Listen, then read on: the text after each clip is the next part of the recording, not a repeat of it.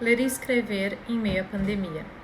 O exercício da leitura e da escrita sempre foi um exercício de tornar possível uma outra relação com o real, talvez para abrir espaços para uma outra relação com a vida, ou para buscar uma certa essência nela mesma. Lemos e escrevemos para transformar aquilo que somos, como aprendido com Foucault. Casualmente, o conceito de transformar nunca esteve tão em alta quanto hoje, assim como a necessidade de compreender o que tem sido a vida hoje. A lógica da transformação tem sua origem no imperativo da inovação, que até então sustentou nossas vidas e mostrou modos de fazermos e acontecermos em prol de uma felicidade produzida e governada por nós mesmos. Entretanto, fechados em nossas casas, o que mais ressoa em nós mesmos é se a vida, e se amanhã ainda estaremos com o coração pulsando. O que a vida nos mostra hoje é pandemia, medo, morte, doença, confinamento, fome, desemprego, pessoas e vidas sendo descartadas, seja pela doença, seja pelo Estado.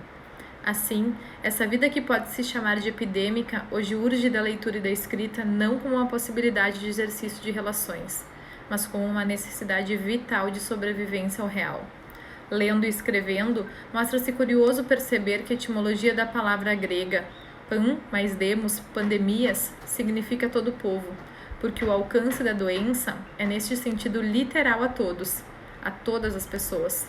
Ao mesmo tempo, a ideia de todos, de povo, remete ao coletivo, e isso é o que menos se alcança ou se deseja alcançar. Problematizar tudo isso que pulsa, ler, escrever, pensar amparada em autores, tem trazido sentido à vida em meio à pandemia. O aprendido em Foucault, citado acima, serve para afirmar nesta lógica o que se acredita, ou o que se tenta agarrar para acreditar, para dar algum sentido. Transformar aquilo que já sabemos hoje talvez seja ressignificar o nosso saber e perguntar por sua origem, retornar ao começo. Perguntar sua serventia, não a serventia da utilidade trazida por Han, mas a serventia do significado.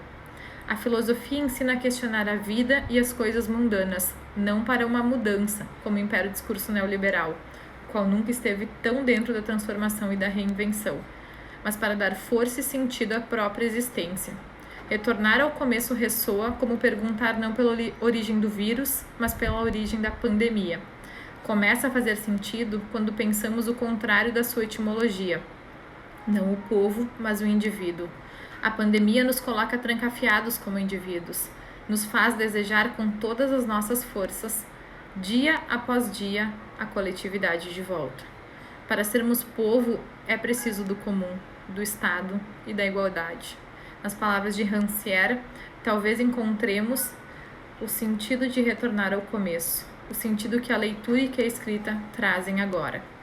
A igualdade jamais vem após como um resultado a ser atingido. Ela deve sempre ser colocada antes.